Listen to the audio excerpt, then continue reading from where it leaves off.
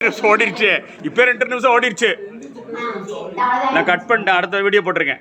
அதாவது எப்பயுமே நம்ம குழந்தைகளை விட ஆசிரியர்களுக்கு அவங்க பள்ளி மாணவர்கள் தான் அவங்களுடைய வாழ்நாள் முழுவதும் நினைவில் இருப்பாங்க.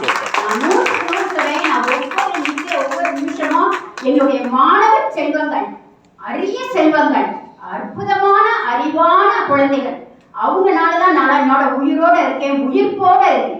அற்புதமான மாணவ செல்வங்கள். ஏன்னா அவங்களோட இருக்கிற நேரம் புறாமே ரொம்ப ரொம்ப சிரிக்க வச்சிருவாங்க. நம்ம எவ்வளவு கோபம் இருந்தாலும் சரி, ரூம்ல வந்தாங்கன்னு வைங்களேன், என்னதான் சொல்லாங்க தெரியல, நான் வரட்டும், அவங்கள அப்படி பண்ணுவேன். நம்ம டீச்சர் சொல்லி கம்ப்ளைண்ட் கொடுத்துட்டு போவாங்க, நான் அப்படி வரட்டும், அவனை என்ன செய்யறான் அப்படின்னா, ஆனா உள்ள நுழைஞ்சதும் அவங்க செய்யற அந்த முக ஜாடையிலேயே மனசு மாறிடும்.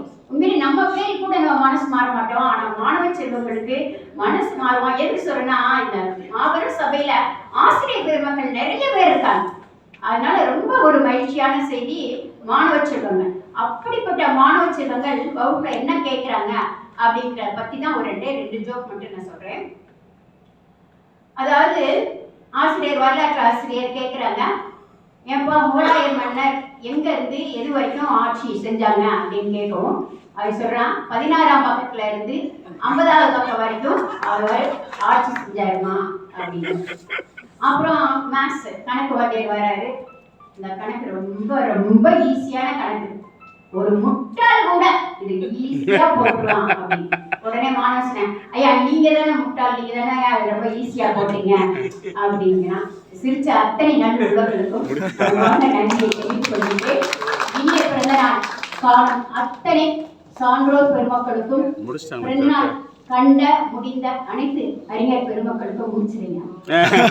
100 ஆண்டு காலம் வாழ்க, நோய் நொடி இல்லாமல் வளர்க, 100 ஆண்ட மன்னன் புகழ் போல, உலகாண்ட புலவர் தமிழ் போல, 100 ஆண்டு காலம் வாழ்க, நோய் நொடி இல்லாமல் வளர்க.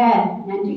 அடுத்த வாழ்க்கை நாயக்குடி மாவட்டத்தைச் சேர்ந்த அனைத்து சான்றோர் பெருமக்களுக்கும் நன்றி பாராட்டி நிறைவு செய்வது உங்கள் மதுரை வள்ளியம்மை. மீண்டும் வருவேன். நன்றி, வணக்கம். அம்மா பேசுறதா இருந்தாலும் சரி, பாட்டு பாடுறதா இருந்தாலும் சரி, ஆடலா இருந்தாலும் சரி, ஆமா அந்த வகையில முத்தமிழ் நீங்க கொண்டு வந்து மறந்துட்டீங்களா?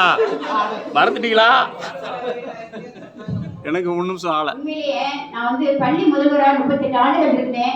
அப்பெல்லாம் எனக்கு பேச வாய்ப்பே கிடைக்காது. பேசினாலும் அந்த ஒரு இது இருக்காது. என்னைக்கு உண்மையா சொல்றேன், இறைவன் பொருளா சொல்றேன், நான் இதைத்தான் முதல்ல சொல்லணும்னு நினைச்சேன். ஆனா இங்க வந்து இஸ்மத் ஐயாவால அறிமுகப்படுத்தப்பட்டதுக்கு அப்புறம், இந்த பட்டிமன்றத்துல பேசினதுக்கு அப்புறம், நீங்க நம்புறீங்களோ இல்லையோ, எந்தவித பயமும் இல்லாம நல்ல தமிழ நல்லா நாங்க வந்து ரொம்ப சிறப்பா செஞ்சுட்டு இருக்கோம். எங்க குழு ரொம்ப லீடிங்ல இருக்கு. அவங்க முன்னுக்கு நான் சொல்றேன், அடுத்த வருஷம் இன்னும் இந்த பட்டிமன்ற குழு பார்வோற்று, நான் சொல்றது இந்த பாருங்க, உலகம் பாரு, நான் வச்சுக்கணும் அந்த பார்ல அந்த பாருக்கு போயிடாதீங்க. சரியா? பார்வோற்று டீமா கண்டிப்பா வரும். ஏன்னா நாங்க நேற்று வரைக்கும் ரொம்ப பிஸியா இருந்தோம் என்பதை ரொம்ப ரொம்ப பணிவோட கூறிக்கொண்டு, நல்லது வாய்ப்பு நல்கிய இஸ்மத் ஐயாவுக்கும் மீண்டும் நன்றி கூறி நிறைவு செய்கிறேன். நன்றி, வணக்கம்.